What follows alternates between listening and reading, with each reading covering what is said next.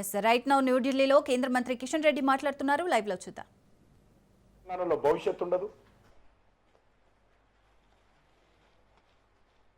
అందుకే తెలంగాణ ప్రజలు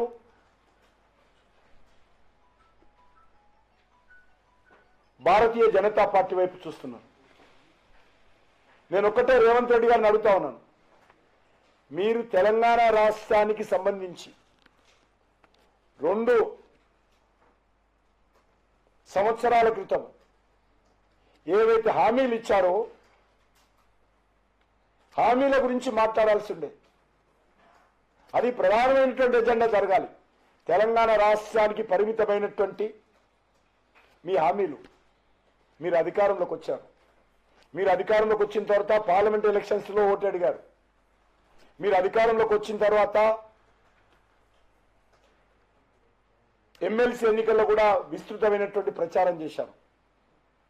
జూబ్లీహిల్స్ అంటే అదొక పరిమితమైనటువంటి ఒక అసెంబ్లీ, కానీ ఇది ఎమ్మెల్సీ ఎలక్షన్స్ 46 అసెంబ్లీలలో 50% తెలంగాణలో పోలింగ్ జరిగింది.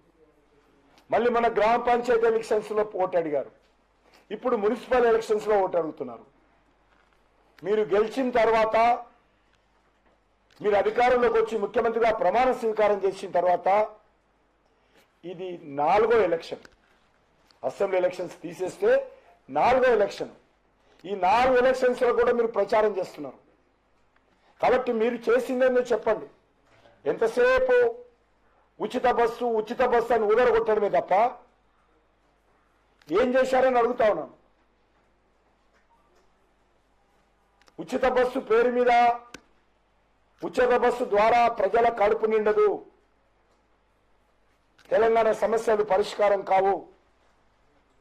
బస్సులో ఫ్రీగా తిరిగినంత మాత్రాన ప్రజలకు ఉపాధి అవకాశాలు రావు.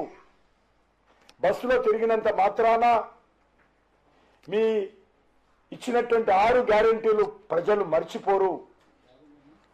ఉచిత బస్సులో తిరిగినంత మాత్రాన మీరు 420 హామీలు, 420 హామీలు ప్రజలు మర్చిపోరు. భారతీయ జనతా పార్టీగా పదే ప్రశ్నిస్తాము, పదే మాట్లాడతాము. కాబట్టి వాటి గురించి మీరు నిన్న చెప్పినుంటే సంతోషంగా ఉండేది, సభలలో చెప్పినుంటే బాగుండేది. అదేం చెప్పకుండా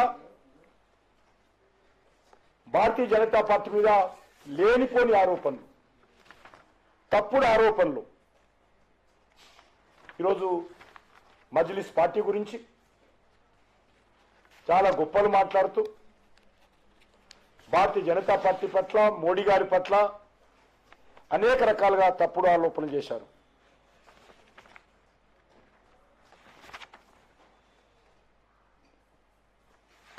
ఈరోజు బీఆర్ఎస్ పార్టీ నా గర్కా నా ఘాట్కా, అది ఢిల్లీలో లేదు, గల్లీలో లేదు, గ్రామంలో లేదు, పార్లమెంట్లో లేదు. పార్లమెంటులో ఒక సీటు లేదు, గ్రామంలో లేదు. ఆ పార్టీకి వేసినా, మూసీ నదిలో వేసినా ఒకటే.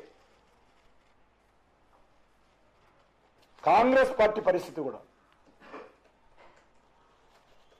ప్రజలు ఆలోచన చేయాల్సినటువంటి అవసరం ఉంది. ఇచ్చినటువంటి హామీలు అమలు చేయకుండా పదే ఓట్లు అడిగి మోసం చేస్తున్నటువంటి కాంగ్రెస్ పార్టీకి ఖచ్చితంగా ఎలక్షన్స్లో తెలంగాణ ప్రజలు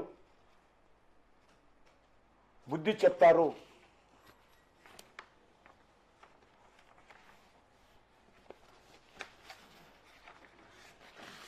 ఈరోజు